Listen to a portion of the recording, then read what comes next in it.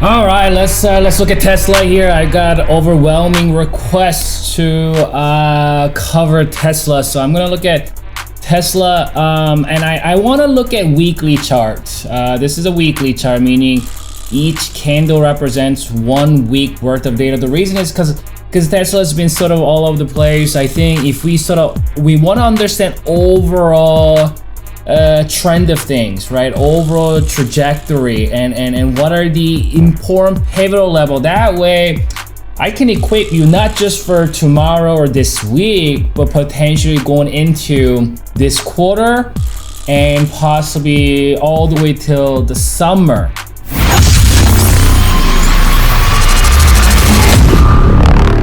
Just looking at this last, you see these fluctuations right here. And that's going all the way to, we can see July of last year. So that's right there, almost half year. So with this analysis, I want to equip you for the next 6 months. An important pivotal level. What are the moving averages to keep an eye on, and current trend, and what needs to happen for this trend to shift. What are the levels that if it breaks certain level, things can get either ugly or things can get exciting for those Tesla longs. So as you can see on this Tesla weekly chart, going all the way back to 2022 peak here. First of all, you can kind of see this dotted pink or purple falling resistance line, and this line has been respected for the entire 2-year term. Every single time when we did see that pop on Tesla, this is the line and this resistance. This is where all the sellers are hanging out, right? This is the vicinity. Every time we get to this level, price come back down. So this is a very, very important pivotal resistance, falling downtrend resistance. This is the resistance. This is the kryptonite that bulls need to fully neutralize and reclaim before Tesla can stretch its wings and truly fly to the upside. So you can see even just several weeks ago, right here, right on that falling resistance, through that weekly shooting star. So that's a weekly, again, that shooting star you see here on your screen, that's the entire week worth of data. So we saw that shooting star, and then we see that follow through, right? Almost like 3 black crows here. And then finally, just past week, we did witness kind of a high wave doji or spinning top sort of candle. That spinning top could potentially be some kind of a reversing signal. You can see right here, that was that. You can look at that as gravestone doji. All right, this is, again, that's the gravestone doji here, similar to, it's not a textbook gravestone, but it has certain characteristics of it. Again, long upper wick, or you can even call it an inverted hammer. Long upper wick, small body there. It's a lot of times it could signify bottoming signal. So that's similar to what we've, that weekly candle print. And that's what we're seeing here this week, or just past week. And that's what we saw here before the run up. And here's a hammer back in April of 2023. And here's textbook hammers here in early, like January of 2023. So these candles are important, especially in weekly term, right? Because these 2 hammers, we did witness 1, 2, 3, 4, 5, 6 weeks of upturn. This hammer here, we got 1, 2, 3, 4, 5, 6, 7, 8, 9, again, like 10, 12 weeks of upturn. Here, this gravestone doji, there's some fluctuations here in the first couple weeks, but about 4, 6, 7, again, 2 months or so of upturn. Again, these are weekly candles. So if we do see a follow through, so what the bulls need with this kind of candle here, first of all, it cannot breach. For this candle to stay relevant, and you could see during the intra week, you can see there's that gravestone doji candle there. Again, it's not a textbook, so stop telling me, oh, that's not a real gravestone doji It's not a textbook gravestone doji, but it has the characteristics of it. So you have to understand, trading in the stock market, none of your textbook, terminology is not going to help you profiting from this market. So get away from that concept that everything has to line up perfectly. That's not how it works. You want to understand sort of an overall sentiment, what that candle represents, and even that one candle, it means absolutely nothing without the follow through here. So that's what I'm trying to explain. So just stay with me. So here, that's again gravestone, right? Gravestone here.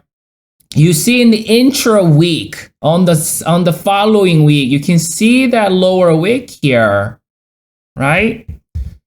But you see that lower wick, that means on the intra week, during the days within that week, it did come down, but by the end of that week, you see it closed above that candle, yes? And it had that green body.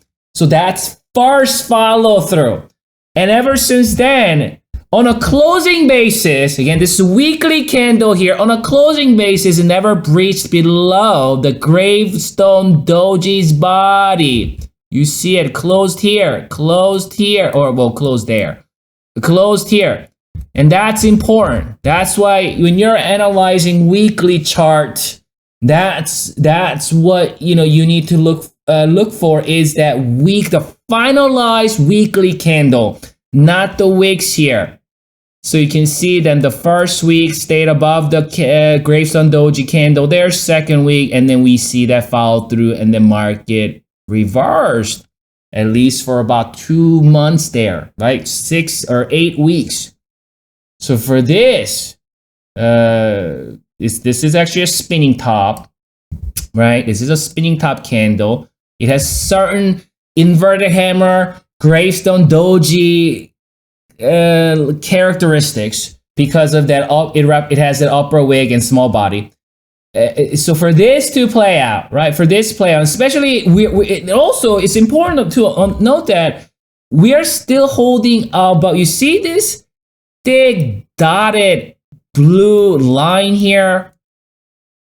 We're still, even though this market has been pounded, Tesla has been pounded on for the last 6 months straight, every time it hit that resistance, it is staying above this dotted blue line here. And you see that it even on the second week, you see that lower wick, it came down to retested it.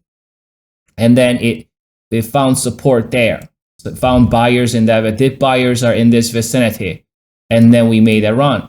And even when it fell down to where? It fell down to that key moving average, your blue dotted moving average there. And then we threw that spinning top that has invert hammer / gravestone doji-like characteristics, yes? So as long as it does not breach below on a closing basis, so you gotta wait an entire week, and then if it does stay above, and we see some sort of a follow through green candle similar to this, then you can say it is ready, at least at minimum, to retest that falling resistance. And obviously, ultimately, if you're if you're long on Tesla and you're a value investor, you're a long-term investor, you want to invest in Tesla for long-term, this entire year, next year, several years, couple years, it must break above. Not only it must break above, that will be the first step, because it will be a huge deal. Once it does break below this falling resistance,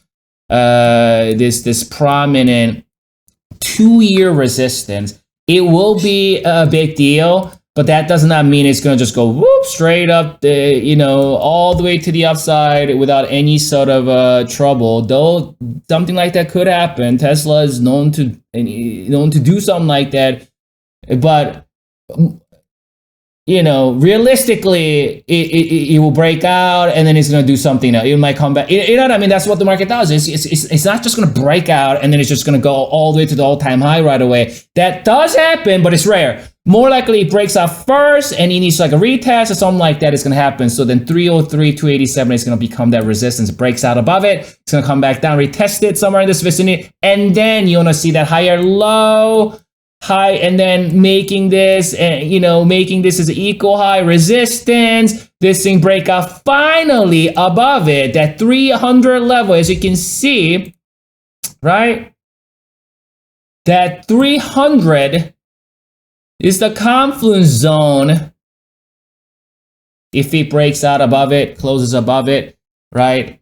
It will be that's when you will say to yourself, if it does something like this, again, it's not going to look exactly like that, but something like this, and then it cultivates that higher high because it's already been doing that higher or higher lows, right? And then it gets back up to this resistance, pulls back a certain way, gets back up, and makes that higher high for the first time in 2 years.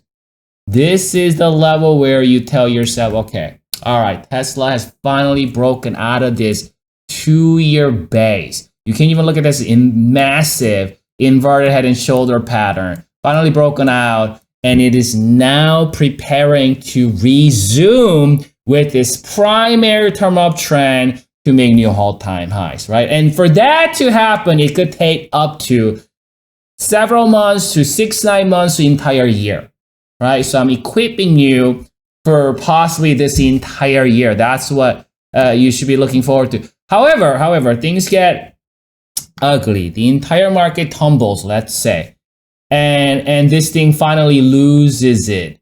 And then we break below this current resist or support here. Bulls really don't want to lose this midterm, right? This dotted blue moving average on a closing basis. But let's say it gets below it, and the moving average kind of do this, and then it breaks below the rising support, and you see that 208, 194. I highlighted for you guys, right? That's the confluence zone. That's the pivot, prior support, prior resistance. Again, you can see it. That's the pivot of 200 and 195. This is the level that bulls must hold. Even if it breaks below my moving average and rising uptrend support here, if we can hold above 195, I mean, let's give it some wiggle room here.